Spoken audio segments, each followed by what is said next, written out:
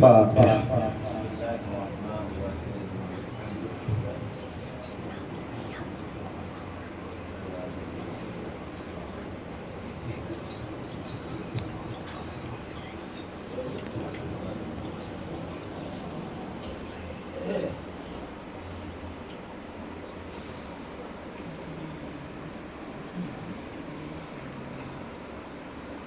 لا حول ولا قوة إلا بالله العلي العظيم. أعوذ بالله من الشيطان الرجيم. بسم الله الرحمن الرحيم. الحمد لله الذي هدانا لهذا وما كنا لنهتدي لولا أن هدانا الله لقد جاءت رسول ربنا بالحق. الصلاة والسلام على سيدنا ونبينا وشفينا ومفتدنا ومولانا أبي القاسم محمد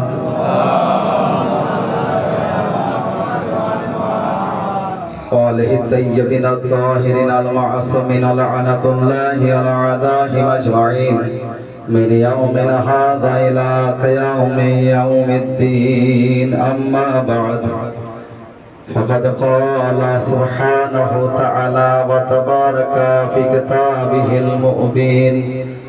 بسم الله الرحمن الرحيم. إنما يريد الله ليذهب عنكم الرجس أهل البيت ويطهركم تطهيرا.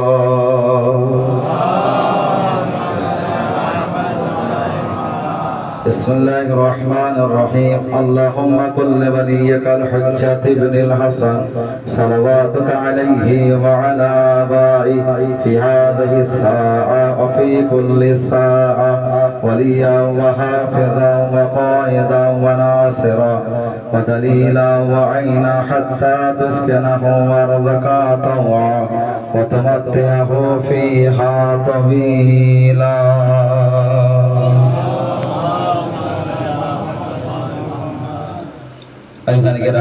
সমস্ত প্রশংসা ও তারিফ একমাত্র অদৃশ্য শক্তি মহান আল্লাহ রাব্বুল ইজ্জতের জন্য, যে আল্লাহ তাআলা এই কায়নাতের সৃষ্টিকর্তা। দরুদ ও সালাম বর্ষিত হোক মুহাম্মদ ওয়া আলে মুহাম্মাদের উপরে।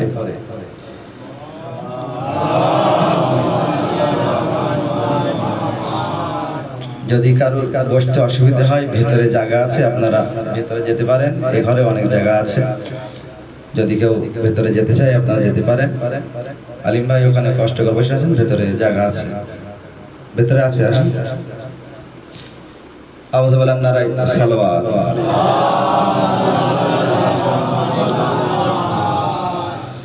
আমি খুব বেশি সময় নেব না। খোদাবন্দে আলম কোরআনে মাজিদে ইরশাদ করছেন, ইন্নামা ইউরিদুল্লাহু লিউযহিবা আনকুম আর-রিজসা আহলাল বাইত ওয়া ইউতাহিরাকুম তাতহীরা। আল্লাহ কেবল মাত্র ইচ্ছা আহলে বাইতকে পাক ও পবিত্র করার, যেমন ভাবে তাদেরকে পাক ও পবিত্র করার হক আছে। আজিজ আহলে বাইতগণ দুনিয়ার বুকে সর্বশ্রেষ্ঠ। আল্লাহ তাআলা এই মর্যাদা তাদেরকে দান করেছেন। সেই কারণে বলা হচ্ছে যে আহলে বাইতের মর্যাদা বুঝতে হবে যে খোদাবন্দে আলম তাদেরকে পাক করেছে যাবতীয় গুনাহ, নোংরা, আবর্জনা ইত্যাদি থেকে। আর এই দায়িত্ব স্বয়ং আল্লাহ তাআলা স্বয়ং নিজে নিয়েছেন।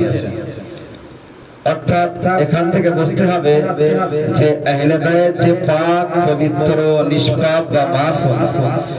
আমরা অনেক সময় অনেক অন্যায় আমাদের থেকে হতে পারে, কিন্তু আমাদের মাসুমিন যাদেরকে আমরা মানি তারা হচ্ছে নিষ্পাপ। কোনো অবস্থায় কোনো ক্ষেত্রে তারা গুনাহ করতে পারে না।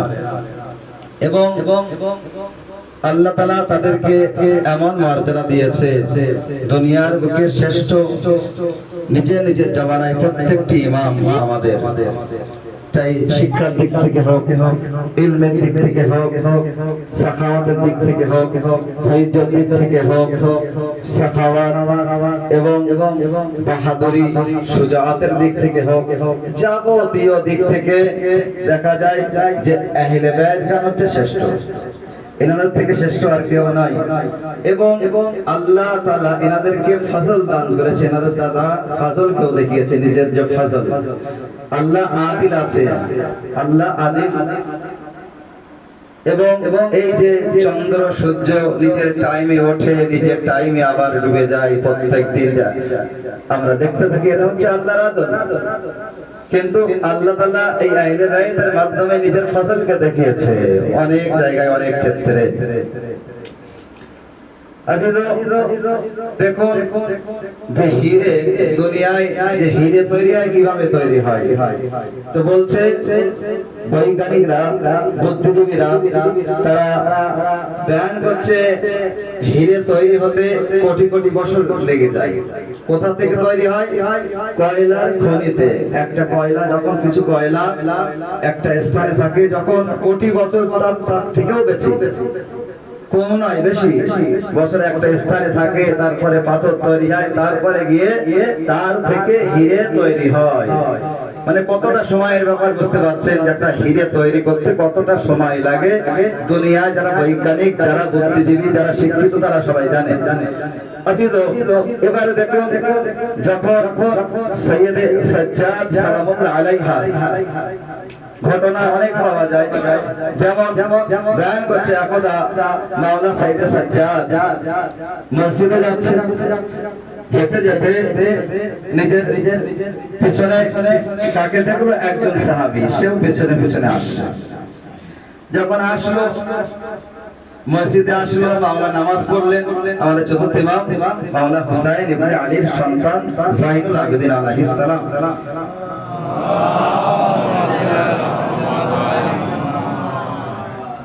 নামাজ পড়লেন। সে সাহাবী, তিনিও নামাজ পড়লো। যখন নামাজ পড়ে মসজিদ থেকে বার হলেন মাওলা, সে পেছনে পেছনে আসলো।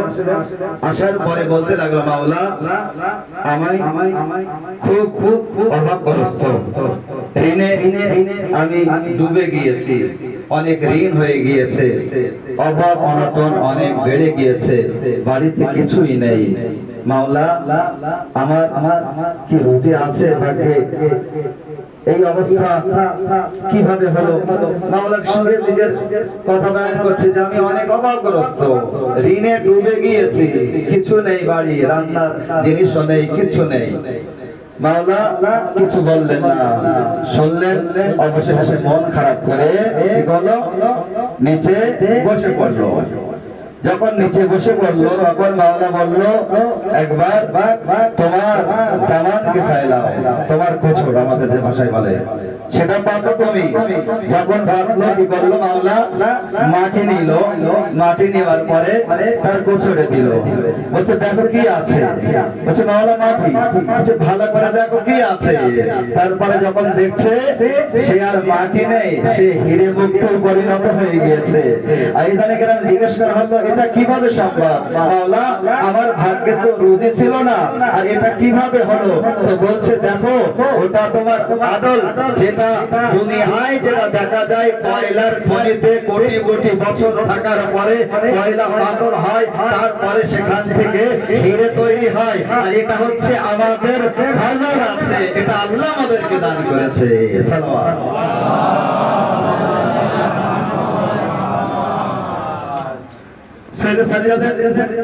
সাথে সাথে প্রত্যেক বছর একজন ব্যক্তি জিয়ারত করতে যায়, তারা দেখতে যায় মাওলাকে। আপনারা জানেন না, কিন্তু তার যে পয়েন্ট সেটা বলার জন্য বলা। প্রতি বছর জিয়ারতে যায়, হজ করতে যায়, মাওলার জিয়ারত করেও আছে সে ব্যক্তি। এক বছর সে যাবে হজে এবং মাওলা জিয়ারত করবে, যেহেতু তার স্ত্রী বলতে লাগলো যে তুমি প্রতি বছর যাও, তোমার ইমামের জিয়ারত করতে যাও, তোমার ইমাম কোনোদিন কিছু দেয় না, ইমাম তো কোনোদিন কিছু দেয়নি। তো বলছি এমন কথা বলতে নেই, আমাদের আল্লাহ যথেষ্ট দিয়েছে, কারোর কাছে হাত পাততে হয় না। আমার ইমাম সে আছে, সে অন্তরের কথা বুঝতে পারে, এমন বলো না। এবং সে এই কথা শুনলো, শোনার পরে তার স্ত্রীকে বুঝিয়ে শুধিয়ে আবার পরের বছর কথায় যাচ্ছে হজে এবং মাওলা জিয়ারাতের উদ্দেশ্যে। যখন মাওলা জিয়ারাতের উদ্দেশ্যে সেখানে গেল, যাওয়ার পরে কি করলো, তো বলছে সেখানে যাওয়ার পরে নামাজের টাইম হলো। নামাজের টাইম হওয়ার পরে বলছে মাওলা ওযু করবে, তো বলছে ওযুর পাত্র নিয়ে এসো।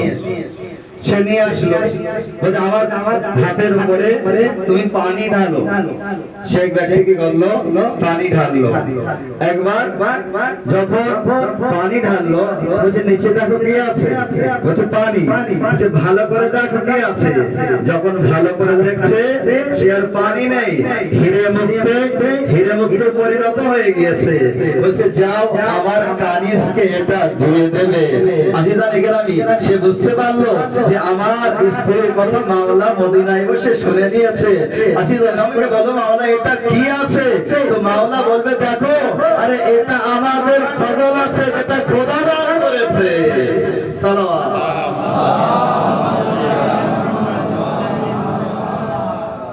এবারে দেখো, তারপরে সে চলে আসলো। বাড়িতে আসার পরে নিজের স্ত্রীকে বলতে লাগলো, দেখো আমি বলছিলাম না এমন কথা বলো না, আমার ইমাম শুনতে পায় কিন্তু অন্তরের কথা বুঝতে পারে। এই ঘটনা আমার সাথে ঘটেছে, ইমাম আমাকে এটা দিয়েছে। ইমামের প্রতি মহব্বত সৃষ্টি হলো তার স্ত্রীর। আমিও জিয়ারত করতে যাব, পরের বছর আমাকে অবশ্যই আপনি সাথে নিয়ে যাবেন। স্বামীকে বললো, পরের বছর চললো, যাচ্ছে, যেতে যেতে কি হলো, রাস্তায় মালিকুল মউত হাজির হলো, সেই স্ত্রীর রূপ অবস্থা। স্ত্রী মারা গেল, স্ত্রীকে রেখে মাওলার জিয়ারতে গেল। যখন মাওলার সাহেবে যখন পৌঁছলো বাড়ির সামনে, মাওলা একবার জিজ্ঞাসা করলেন তোমার স্ত্রী কোথায়, আমার কানিজ কোথায় আছে। তখন মাওলাকে বললেন, মাওলা সে তো মারা গিয়েছে, আমি তাকে রাস্তায় রেখে এসেছি। আচ্ছা যাও, সে তোমার অপেক্ষায় আছে, তাকে গিয়ে নিয়ে এসো। হ্যাঁ মাওলা, হ্যাঁ যাও তুমি নিয়ে এসো তোমার স্ত্রীকে। আবার চললো সেই স্থানে যেখানে রেখে এসেছিল। গিয়ে কি দেখছে, কাছাকাছি পৌঁছলো, তার স্ত্রী দাঁড়িয়ে আছে। স্ত্রীকে নিয়ে আসলো, নিয়ে আসার পরে যখন মাওলার দরগায় যখন পৌঁছলো, দূর থেকে দেখতে পেল মাওলা মেম্বারে বসে আছে। একবার স্ত্রী বলতে লাগলো, ইনি তোমার ইমাম নয় তো? তো বলছে তুমি কিভাবে বুঝলে, তুমি তো কোনোদিন দেখোনি, কিভাবে বুঝতে পারলে আমার ইমাম? তো বলছে যখন মালিকুল মউত আমার রূপ কবজ করছিল, তখন ইনি এসেছিল। মালিকুল মউত কে বললো, আরে এ আমার জায়ের আছে, একে তুমি ছেড়ে দাও। বলছে সাথে সাথে আমাকে ছেড়ে দিল, অর্থাৎ আমার রূপ কবজ করলো না। আজিজান ইকরামি, একবার বলছে মাওলার কাছে, মাওলা কেউ যখন মারা যায় তখন সে হাসরের ময়দানে ওঠে, এটা কি আছে? তো বলছে ওটা আদল আছে যে প্রত্যেক বান্দা হাসরের ময়দানে উঠবে। আর এটা কি আছে? তো বলছে এটা আমাদের ফজল আছে। সালাওয়াত।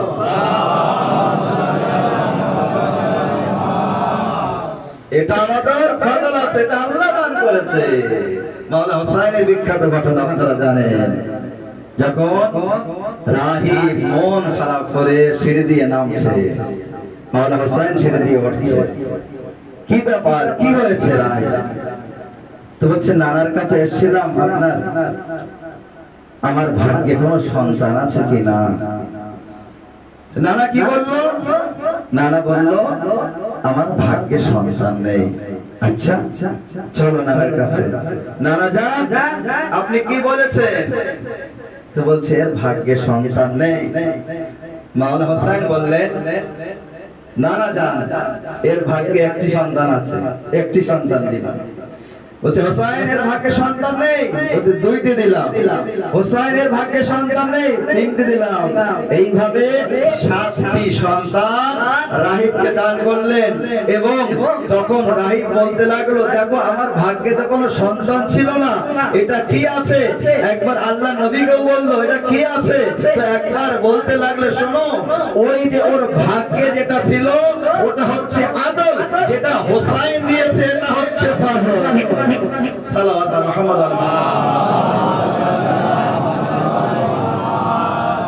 আজিজান ইকরামি, তো মাওলা এমন ভাবে আমাদের ইমামরা নিজেদের যে মুজিজা বা আল্লাহ যে ক্ষমতা তাদেরকে দান করেছে তার মাধ্যমে ফজলকে দেখিয়েছে। তাদের ফজল কেমন, আল্লাহর ফজল কেমন আছে, এই যে শক্তি আল্লাহ তাআলাকে দান করেছে। দেখুন ইলমের ক্ষেত্রে, শিক্ষার দিক থেকে দেখেন, যদি যখন যে কোনো মুহূর্তে, যে কোনো ভাষায়, যে কোনো স্থানে আমাদের ইমামদের কাছে যখনই প্রশ্ন করা হয়েছে সাথে সাথে উত্তর দিয়েছে। কোনদিন আমাদের মতো কথা বলিনি যে বই দেখে গিয়ে কালকে বলবো, বা সাহাবীদের মতো বলিনি যে কন্যার কাছ থেকে জিজ্ঞেস করে এসে বলবো। সাথে সাথে যে ভাষায় যে মুহূর্তে প্রশ্ন করেছে আমাদের ইমামরা সাথে সাথে উত্তর দিয়েছেন। কেন? এই ইলম লহে মাহফুজ থেকে তারা নিয়ে এসেছে। আল্লাহ এই শিক্ষা, এই জ্ঞান তাদেরকে দান করেছে, এগুলা আল্লাহর দেওয়া জিনিস আছে। কেন? আল্লাহর এনারা প্রিয় আছে, তাই আল্লাহ এনাদেরকে এই মর্যাদা দান করেছে। সাল্লাল্লাহু মুহাম্মাদ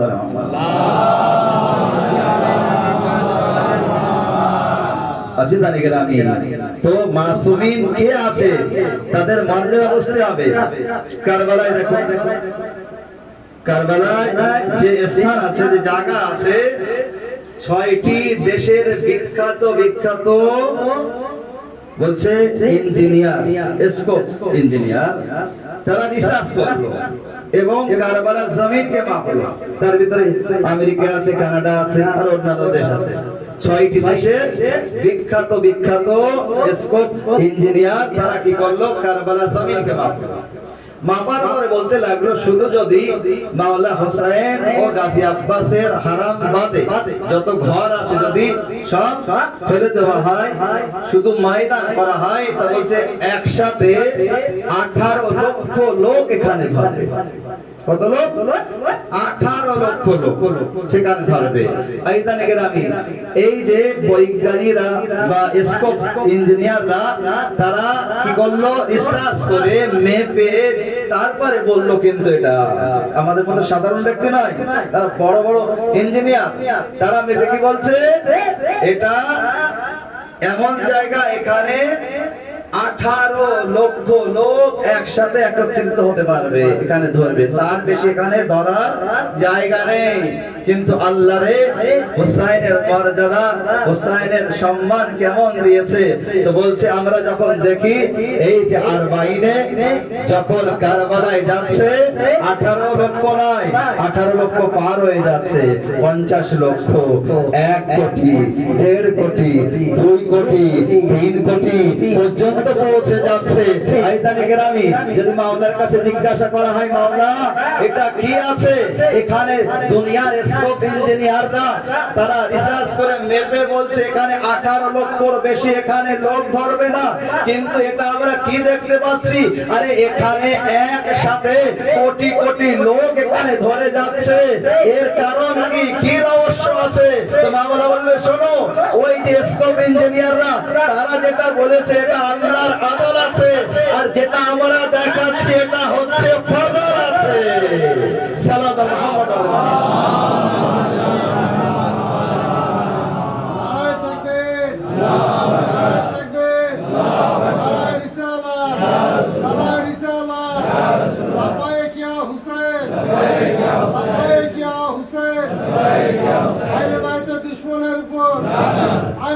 দুশ্মনের উপর আর মোহাম্মদ ওয়ালে মোহাম্মদ বলন্দার সালাওয়াত।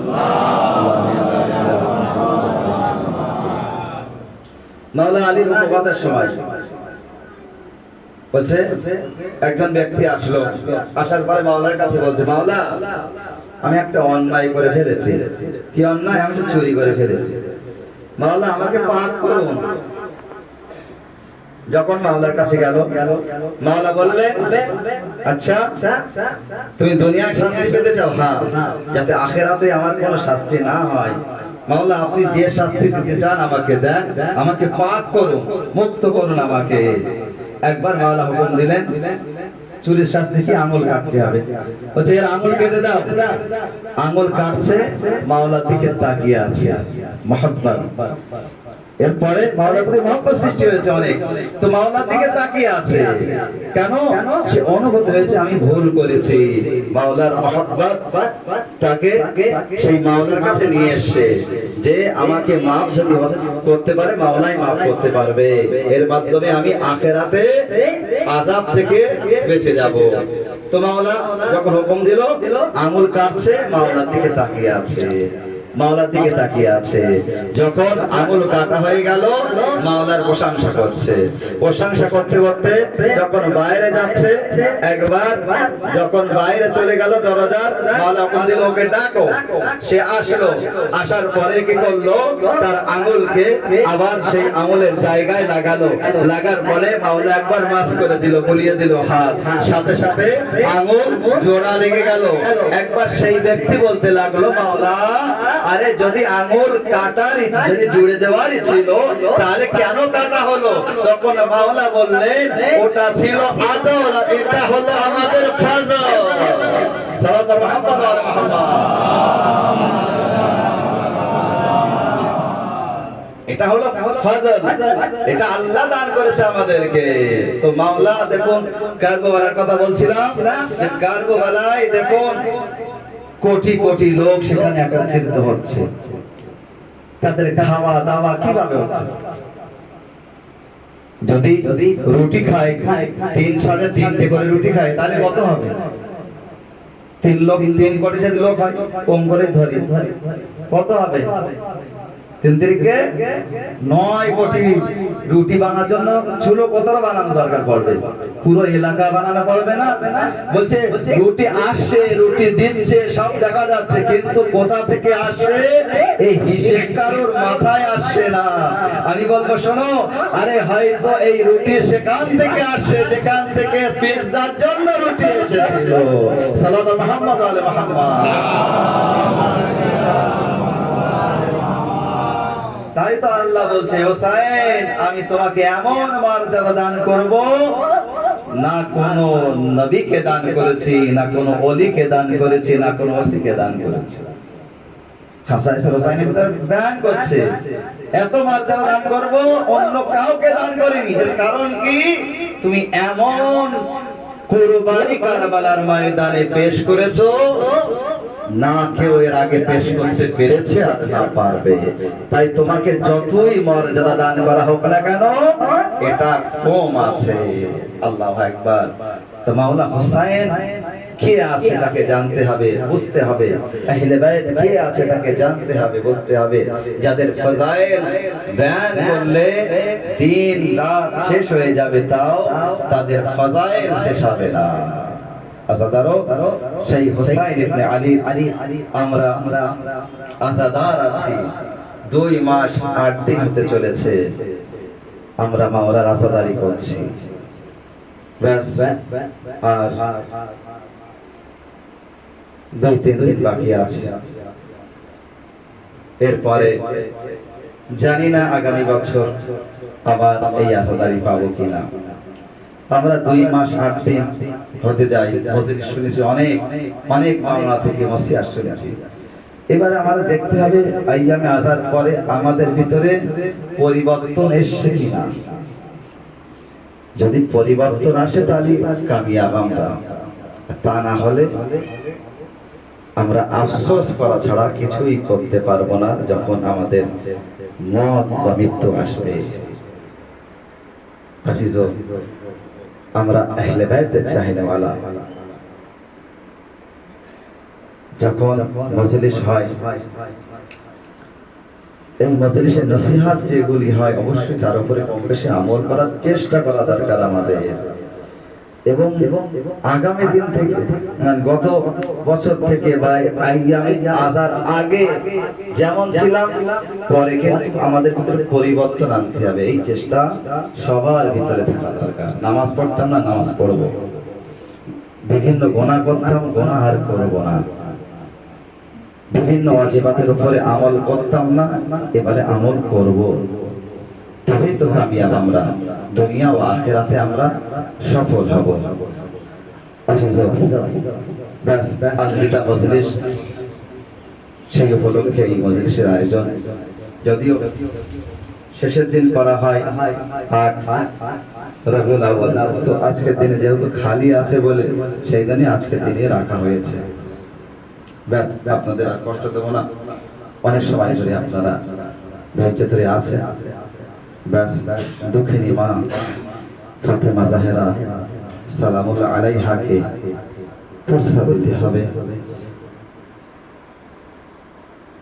জানি না মা ফাতেমা জাহেরা সালামুল্লাহ আলাইহা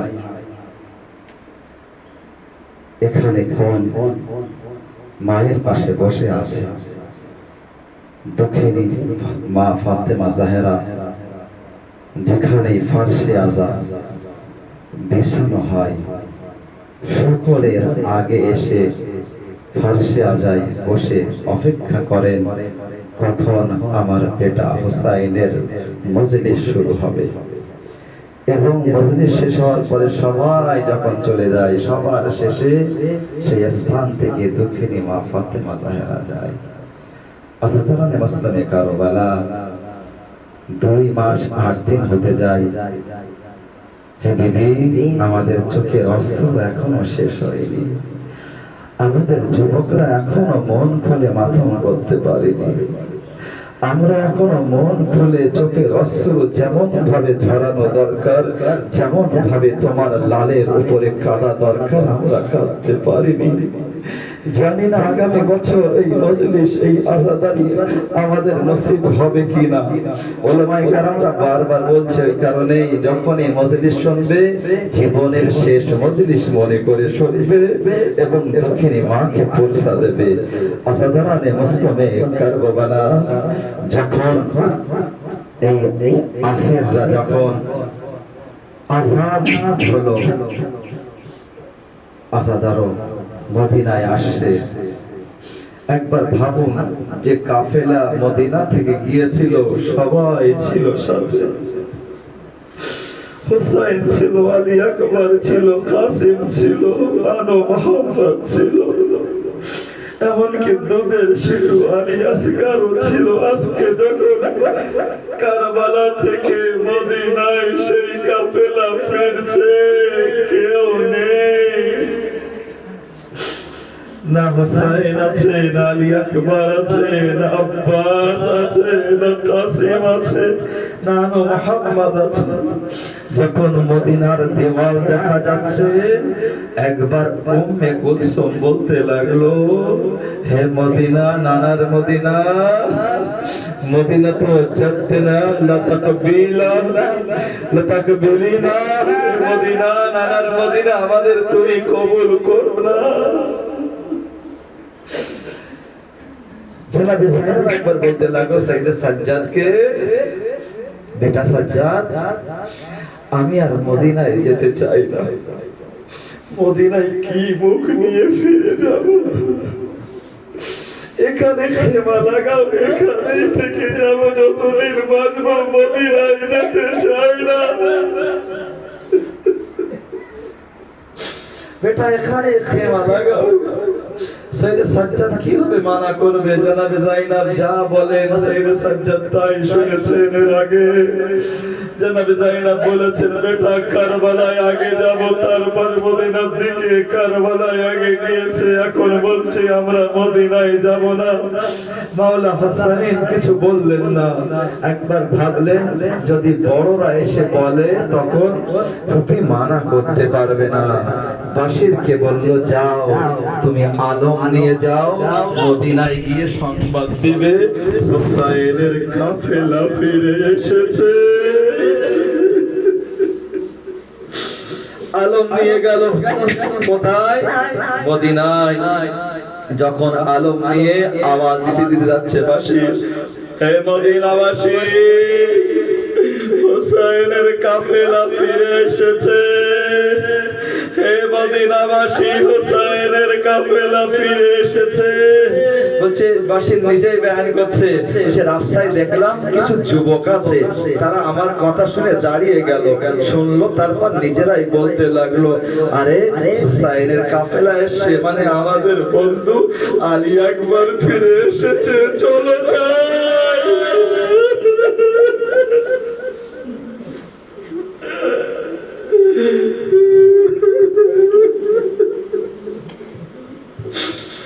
বাঁশির আগে বাড়লো। এরপরে কাবিলায় বানি হাশিমের মহল্লায় যখন পৌঁছালো, সেখানে গিয়ে আওয়াজ দিল, হে কাবিলায় বানি হাশিম, হুসাইনের কাফেলা ফিরে এসেছে।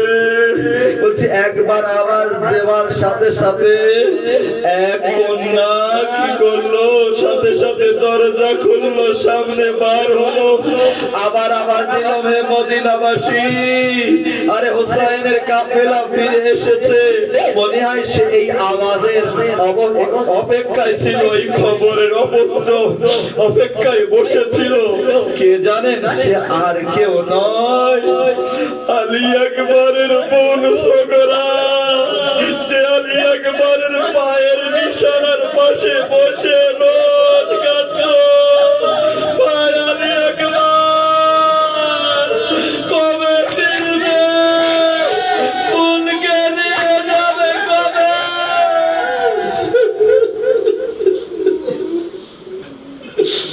বলছে একবার আবার আওয়াজ দিলাম যখন, একবার বলল, চাচা মোহাম্মদ হানাফিয়া, আসুন আসুন। আরে বাবা এসেছে, মনে হয় বাবার কাফেলা এসেছে। একবার মোহাম্মদ হানিফা বার হচ্ছে, এদিকে বলছে তৃতীয়বার যখন আওয়াজ দিল, বাঁশির নিজে বয়ান করছে, আমি অনুভব করলাম ছোট কোনো একটা বাচ্চা আমার পা ধরে নাড়া দিচ্ছে, আমার পা ধরে নাড়া দিচ্ছে। আমি নিচে ফিরলাম, সেই বাচ্চা বলতে লাগলো কি, আরে আমার বাবার আলম তোমার হাতে কেন, আমার বাবার আলম তোমার হাতে কেন? আমি জিজ্ঞাসা করলাম তোমার বাবা কে আছে? বললো আমার বাবা কাছে আলম না।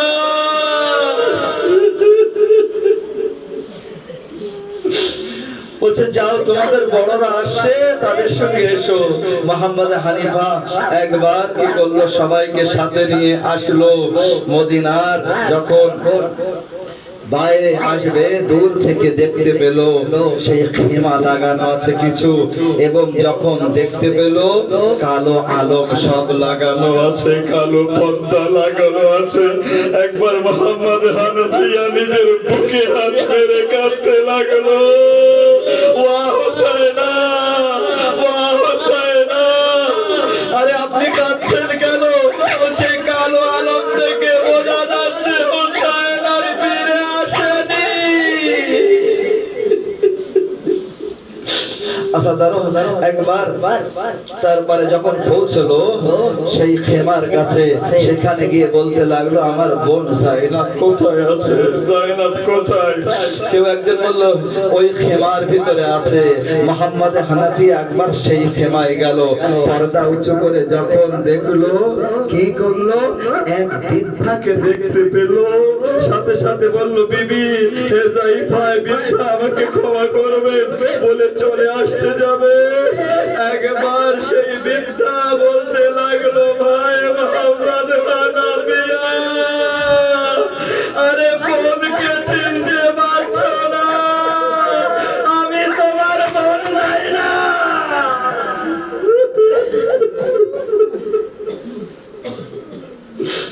আমি তোমার বোন জাইনা। জাইনা আমি কি অবস্থা, চুল সাদা। বলছে কারবালার মুসিবত এই অবস্থা হয়েছে। বলছে জাইনাব বোন, আরে আমার সাজ্জাদ কোথায় আছে? বলছে জান বাইরে আছে। একবার খুঁজতে লাগলো, 24 বছরের যুবক কোথায়?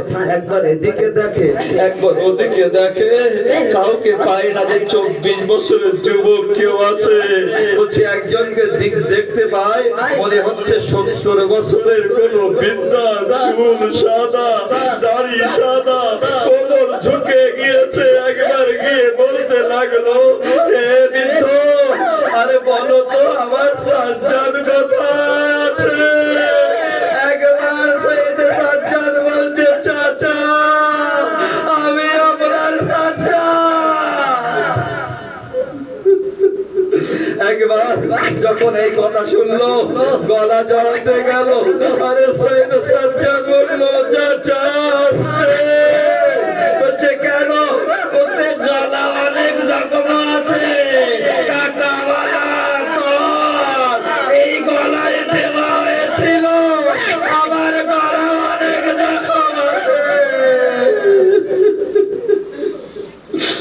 সাথে আলাদা শেষ করছি। যখন সবাই আসলো না, উম্মে সালমা, উম্মুল বানিন সব আসলো, জানাবে জাইনাবকে বুরসা দিচ্ছে, সান্ত্বনা দিচ্ছে। এক বিবিকে দেখলো কে, জানাবে সোগরা, জানাবে জাইনাব দেখছে। কখনো রবাবের কাছে গিয়ে কোলে গিয়ে দেখে, কখনো উম্মে কুলসুমের কোলে ঝুঁকে দেখে, কখনো উম্মে লায়লার কাছে দেখে। আরে এক এক করে চারিদিকে খুঁজতে লাগে, কোন একটা জিনিস খুঁজছে। একবার জাইনাবের কাছে এসে খোঁজে, জানাবে জাইনাব বলে ঠিকই খুঁজছো? বলছে ফুপি আম্মা, আমি জানি বাবা শহীদ হয়ে গিয়েছে, কিন্তু আমার ছোট ভাই আলী আসগর তো এসে নিশ্চয়, সে কোথায়? আমি তাকে খুঁজছি। জাইনাব একবার বুকে হাত মেরে বলছে, এ সোগরা, আমি কিভাবে বলবো? আরে আলী আসগর তোর বোনার তিন ফলার তীর খেয়ে কারবালায় শহীদ হয়ে গিয়েছে, সে আর আসবে না।